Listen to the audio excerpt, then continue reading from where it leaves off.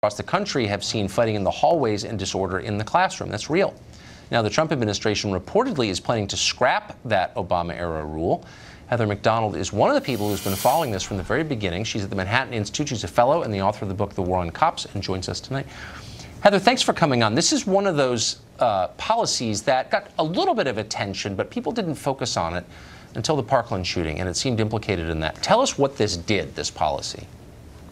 Well, it penalized schools that had disparate rates of school discipline on the theory that the only possible reason why black students may be suspended at higher rates than white students is teacher bias.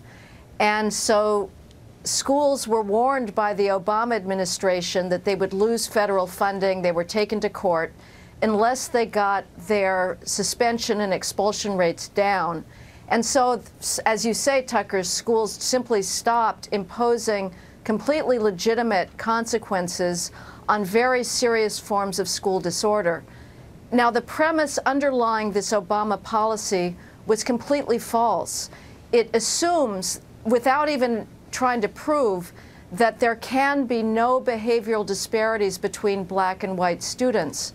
Well, if you look at crime rates, if you look at the fact that black males between the ages of 14 and 17 commit homicide at 10 times the rate of white and Hispanic male teens combined, it's not surprising that in the classroom, the same lack of socialization that leads to those wildly disproportionate rates of violent crime is also affecting student behavior. And we should be concerned about that behavior, try to get at its root causes, and not blame teachers for the completely phantom, specious idea that they're racist. Well, that's kind of exactly the point. One, this was not a science-based conclusion. It was purely ideological and not rooted in reality at all. Two, it doesn't help anybody to say, just change the numbers and ignore the root causes. Why did teachers' unions, teachers were, as you said, effectively blamed for this. Yes. Why didn't they fight back? It's very curious. In some places they have. In Seattle they have. I believe in St. Paul. I think teachers are completely torn. I mean, this is another reason why it's so ludicrous to blame them for racism. Teacher ed schools are one long marinade in white privilege theory. There's no more liberal group of professionals in the country than teachers. And so they want to, in a sense, believe in their own white privilege, and yet they will not speak out against the consequences of this. You have a reign of assaults against teachers in this country. In Buffalo, New York, a teacher was kicked in his head by students who said, "We can't be suspended." Students know what the new rules are, and they are taking advantage of it.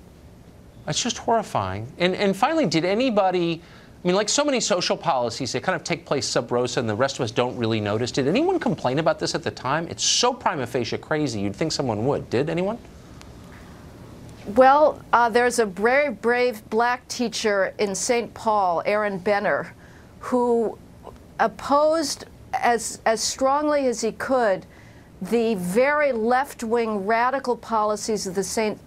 Paul School District and said, I am not helping my black students by winking at their school violence, because you know what's going to happen? They're going to end up raping or murdering somebody and they'll end up in prison. And he basically had to leave his school for speaking truth to power. It's grotesque, because you're exactly right. It does no service to the kids themselves. Heather, thank you for that. Thank you. I appreciate it. That was amazing. Up next, the latest installment of our Tech Tyranny series, the last of the week, but not the last we're going to